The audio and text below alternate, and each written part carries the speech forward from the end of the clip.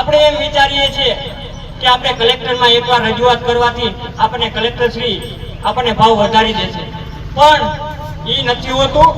આપણે બધી રીતે ખાતાકીય રીતે, આંદોલન રીતે અને આપણે બધી રીતે લડવું પડતું હોય છે. નવસારીની અંદર આપણે વાત કરીએ, આપણે એમ કહી છે કે નવસારીનું જે વળતર આપ્યું છે તે વળતર આપણને સુરેન્દ્રનગર જિલ્લાની અંદર આપે. એના માટે જેટલું વળતર ખેડૂતને આપે એ સાવ ઓછું જ છે.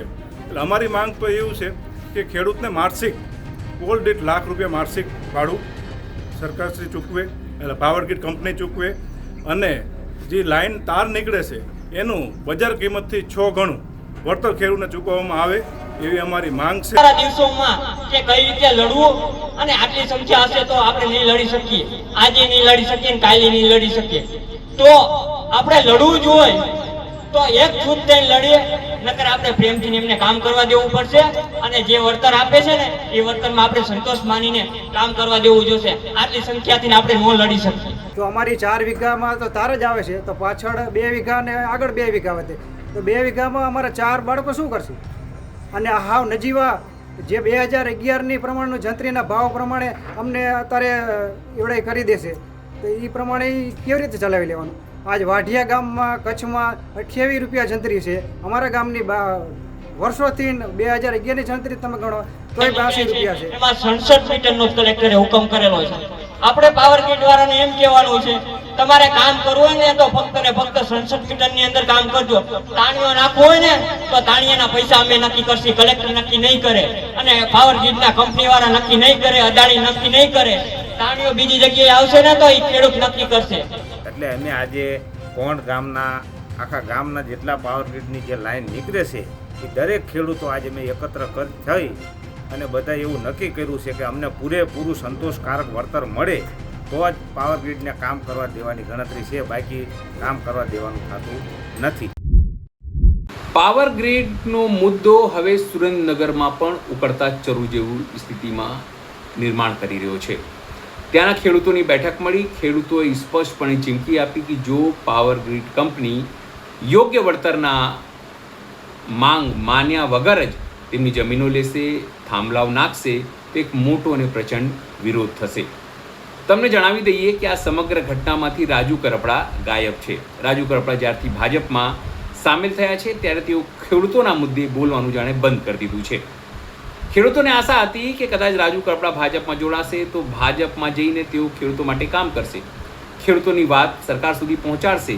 પણ આવી બેઠકોમાં રાજુ કરપડા પણ ગાયબ દેખાઈ રહ્યા છે અને ખેડૂતો હવે ચીમકી આપી રહ્યા છે. નમસ્કાર, હું છું ચિંતામણી પુતેન પટેલ. સ્વાગત છે આપનો અમારા કાર્યક્રમમાં. આવો સાંભળીએ ખેડૂતો સરકારને શું ચીમકી આપી રહ્યા છે, કંપનીઓ માટે શું કહી રહ્યા છે.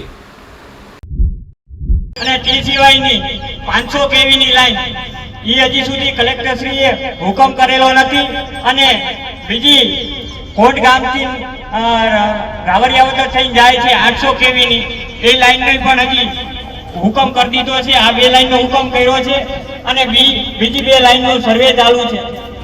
પણ આપણે લડવાની વાત કરીએ છીએ, પણ આપણે આ સંખ્યા જોતા આપણને એમ થાય છે કે આમાં આ કંપની સામે આપણે કઈ રીતે લડી શકીએ?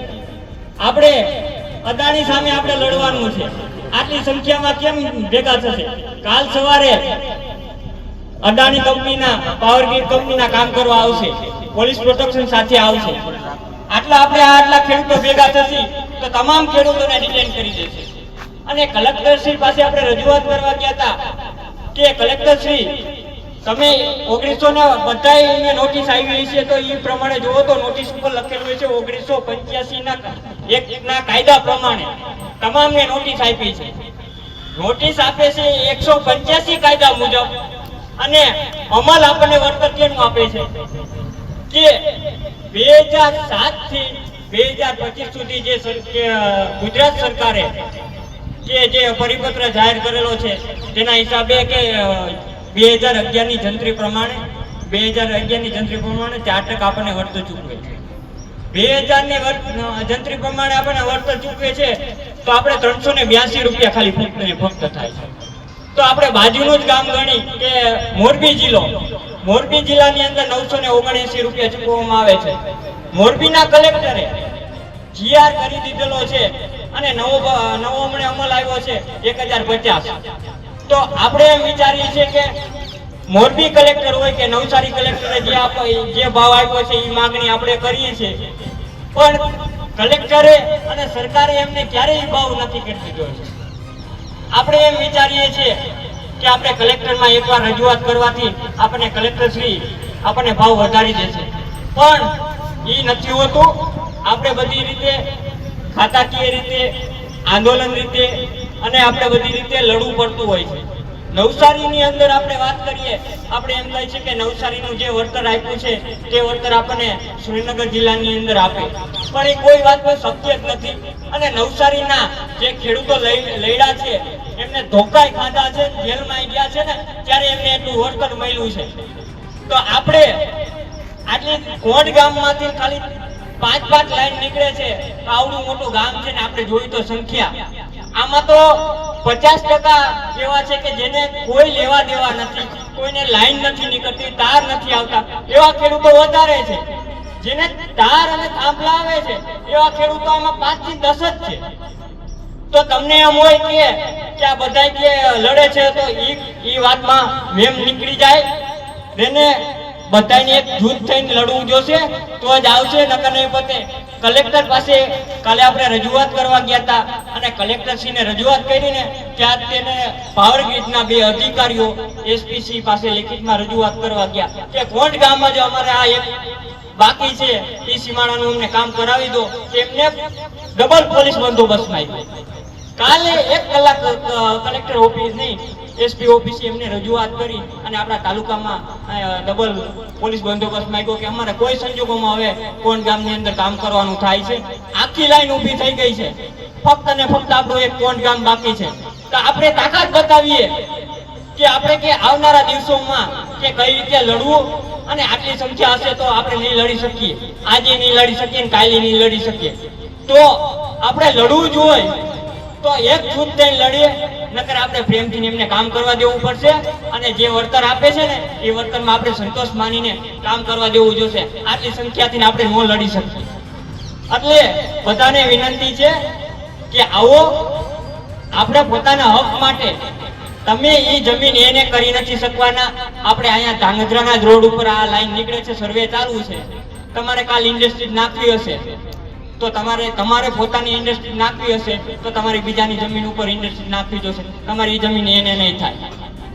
અને 765 કેવીની લાઈન નીકળે છે, એની અંદર 67 મીટરનો કોરિડોર આવે છે. 67 મીટરની અંદર તમે ખેતરમાં કઈ ન કરી શકો. તમારા ખેતરની અંદર વચ્ચે થાંભલો આવે ને, તમારું 10 વીઘાનું ખેતર હોય ને એટલે 10 વીઘાનું ખેતર તમારે ભૂલી જવાનું રહે. વચ્ચોવચ્ચ થાંભલો આવે ને એટલે 67 મીટર કોરિડોર આવે, એટલે કોરિડોરની અંદર કલેક્ટરે હુકમ કરેલો છે કે તમે કોઈ અંદર બાંધકામ ન કરી શકો. એમાં એને આપણે ગાયું બાંધવાનો એક એને સાપરું ન કરીએ, પણ આપણે કામ કરવા, આપણે જે કોઈ અધિકારી અહીંયા આવે પાવર ગ્રીડના કે આપણે ખાલી એમની હારે કે પોલીસ હારે ઘર્ષણમાં નથી ઉતરવાનું, પ્રેમથી આપણે એમની હારે ચર્ચા કરવાની છે કે કલેક્ટરે ફક્ત ને ફક્ત કેટલો એનો હુકમ કરેલો છે, આ આખી વાડીનો તો હુકમ કર્યો નથી. 765 કેવીની લાઈન નીકળે છે, એમાં 67 મીટરનો જ કલેક્ટરે હુકમ કરેલો છે. આપણે પાવર ગ્રીડ વાળાને એમ કહેવાનું છે તમારે કામ કરવું હોય ને તો ફક્ત ને ફક્ત 67 મીટરની અંદર કામ કરજો. તાણીઓ નાખવું હોય ને તો તાણીયાના પૈસા અમે નક્કી કરશી, કલેક્ટર નક્કી નહીં કરે અને પાવર ગ્રીડના કંપની વાળા નક્કી નહીં કરે, અદાણી નક્કી નહીં કરે. તાણીઓ બીજી જગ્યાએ આવશે ને તો એ ખેડૂત નક્કી કરશે. અને ખેડૂતના ખેતરમાં જવું હશે ને કે 67 મીટરની અંદર તમારે કામ કરવું તો 67 મીટરની અંદર તમારે કોઈ સામાન લઈ જવો હોય તો 67 મીટરની અંદર જ રાખજો. આ બધાને ખેડૂતોને પોતાને કેવું જોશે કે જે પોલીસ વાળા હોય કે બંદોબસ્તમાં, આપણે પોલીસ વાળા રહીને આપણા ભાઈઓ જ છે, એના આરે સંઘર્ષમાં નથી ઉતરવાનું. આપણે એમને નિયમ બતાવવાના છે કે 67 મીટરની અંદર જ કામ કરો. 67 મીટરની બહાર ગયા તો ઈ અમે ભાવ નક્કી કરશી. તમે મહેરબાની કરીને આમાં ક્યાંય વચ્ચે આવતા નહીં પોલીસ વાળાને. અને આપણે ખાસ બધાને રજૂઆત છે કે આપણે પણ કે એક એસપીસી ને આપણે રજૂઆત કરીએ કે આપણે તાલુકામાં ડીવાયએસપી સાહેબને આવેદન આપીએ કે 67 મીટરની અંદર કામ કરતા હશે અને અમને રોકશે તો અમને પોલીસ બંદોબસ્ત આપો, તો જ આમાં આપણે આગળ લડી શકશું. અને આપણે પૂરતું વળતર જોતું હશે ને તો આ તો ને તમારી વાડી વચ્ચે થાંભલો હોય તો આ તમારી ગમી એમને માલ સામાન લઈ જવો હોય તો તમારી વાડી વચ્ચે તમારા ચીલા પાડશે. એ ચીલા પાડવાનું ને વળતર કોઈ કંપની નથી દેતી. પેલા એમ કે છે કે આ દઈશી, પણ ખાસ કરીને જે ચીલા પાડે ને એને પંચનામું તાત્કાલિક પંચરોજ કરાવજો. પંચરોજ કરાવીને ને આ બધા એમને નિયમ શીખવાડવા જોશે. આપણે ખાલી આ ભેગા થઈ અને યો કરીને નહીં મેળ આવે. એમને નિયમ કેવા જોશે, નિયમથી પાછા પાડવા જોશે તો જ આ કામ કરવા દેશે. નકર રહીને આપણું કઈ નહીં આવે. જય જવાન. મારું નામ હરપાલસિંહ ગજેન્દ્રસિંહ ઝાલા, અને જે આ પોઈન્ટ ઉપરથી પાવર ગ્રીડની 765 kVની જે લાઈન પસાર થઈ રહી છે એને યોગ્ય વળતરની જ અમારી સરકારશ્રી અને પ્રશાસન પાસે અમારે એની યોગ્ય વળતરની જ માંગ છે. અને જ્યાં પ્રશ્ન છે જ્યાં વળતર આપવામાં આવે છે એ વળતર તો ખેડૂત પાસે કાંઈ નથી. ક્યાંય પણ વળતર ચૂકવાઈ ગયાના પાસે પાવર ગ્રીડનો થાંભલો ખેડતી માટે એટલો બધો નુકસાનકારક છે કે ત્યાં કોઈ મજૂર કે ત્યાં કોઈ ભાગીદાર રહેવા માટે રાજી નથી હોતા. અને એ આવનારી દરેક પેઢીને આજીવન તો અમને તો નડે છે, આવનારી પેઢીને દરેક પેઢીને નડવાનું છે.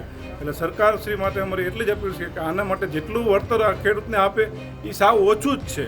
એટલે અમારી માંગ તો એવું છે કે ખેડૂતને માસિક પોલ દીઠ ₹1,00,000 માસિક ભાડું સરકારશ્રી ચૂકવે, એટલે પાવર ગ્રીડ કંપની ચૂકવે, અને જે લાઈન તાર નીકળે છે એનું બજાર કિંમતથી 6 ગણું વળતર ખેડૂતને ચૂકવવામાં આવે એવી અમારી માંગ છે.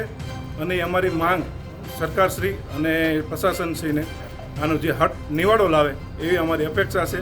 જય હિન્દ, જય ભારત. સુરેન્દ્રનગર જિલ્લાના ધાંગધ્રા તાલુકાના કોંડ ગામનો ખેડૂત, મારું નામ ઝાલા રાજેન્દ્રસિંહ છે. અને મારી વાડીમાં અત્યારે પાવર ગ્રીડવાળા સર્વે કરી ગયા છે. અમારે ખેડૂતની કોઈ સહમતિ કે ખેડૂતને કોઈ પૂછ્યું નથી અને કોઈ સાચો જવાબ આપ્યો નથી. હવે મારી વાડીમાં 1.5 હેક્ટરની જમીન છે, એમાં અમે 2 ભાઈઓ છીએ. હવે 2 ભાઈઓ 8 વીઘા જમીનમાં 4 વીઘા કોરિડોર આવે છે તારનો. તો એ 2 ભાઈઓને અમે 4 થાય છે પાછલી પેઢી અમારી. તો અમારી 4 વીઘામાં તો તાર જ આવે છે, તો પાછળ 2 વીઘા ને આગળ 2 વીઘા વધે. તો 2 વીઘામાં અમારા 4 બાળકો શું કરશે? અને હાવ નજીવા જે 2011ની પ્રમાણનું જંત્રીના ભાવ પ્રમાણે અમને અત્યારે એવડે કરી દેશે તો એ પ્રમાણે કેવી રીતે ચલાવી લેવાનું? આજ વાઢિયા ગામમાં કચ્છમાં 28 રૂપિયા જંત્રી છે.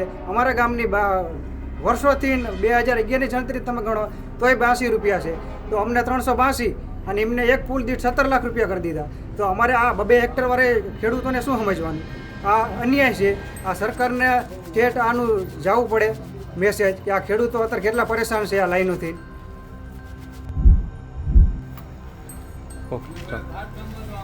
મારું નામ દલવાડી ઘનશ્યામભાઈ કાનજીભાઈ, ગામ કોંડ, તાલુકો ધ્રાંગધ્રા, જિલ્લો સુરેન્દ્રનગર. અમારા કોંડ ગામની અંદર આ પાવર ગ્રીડવાળા જે લાઇનનું સર્વે કરી અને કાઢે છે એમાં યોગ્ય વળતર અમને મંજૂરી ઉડાઈને કર્યું નથી. એ પહેલાં પ્રથમ તો ખાલી 382 રૂપિયા જે વળતર અમારું મંજૂર કર્યું છે એમાં જ ભેદભાવ રાખ્યો છે. અમારા સીમાડે સાપકડા ગામ છે, અહીંયા સીધું 959 વળતર કર્યું છે, અમને નકરું 382. એમાં ભેદભાવ રાખ્યો. બીજા નંબરમાં કે જ્યારે અમે અહીંયા રજૂઆત કરવા જઈ તો કંઈ સરખો જવાબ મળતો નથી. એટલે અમે આજે કોંડ ગામના આખા ગામના જેટલા પાવર ગ્રીડની જે લાઈન નીકળે છે એ દરેક ખેડૂતો આજે મેં એકત્ર થઈ અને બધા એવું નક્કી કર્યું છે કે અમને પૂરેપૂરું સંતોષકારક વળતર મળે તો જ પાવર ગ્રીડને કામ કરવા દેવાની ગણતરી છે, બાકી કામ કરવા દેવાનું થતું નથી. અને બીજા નંબરમાં કે જે એમનો 67 મીટરનો જે વિસ્તાર છે લાઇનનો, એ કોરિડોરનો, એ વિસ્તારની અંદર જ એવડે કામ કરે. એની બહાર જો કામ કરશે તો જે ખેડૂતો જે કહેશે એ પ્રમાણે વળતર એમને દેવું પડશે. 67 મીટર બહાર એવડે કામ કરી નહીં શકે અને અમે કરવા પણ નહીં દે.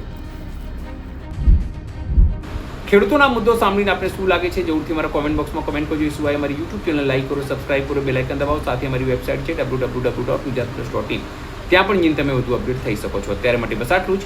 નમસ્કાર.